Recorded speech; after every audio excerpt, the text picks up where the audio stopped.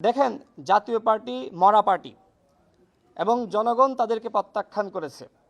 আমি বিশ্বাস করি না যে বিএনপি বা জামাত ইসলাম এই জাতীয় পার্টি ফ্যাসিবাদের দোসর তাদেরকে জোটে নিয়ে নির্বাচন করবে।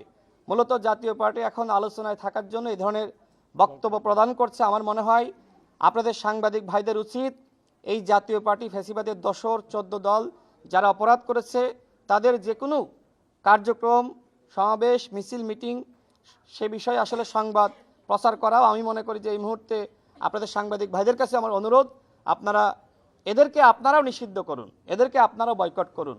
কারণ জাতীয় পার্টি হলো জনগণের ক্ষতি করেছে, গণতন্ত্রকে হত্যা করেছে।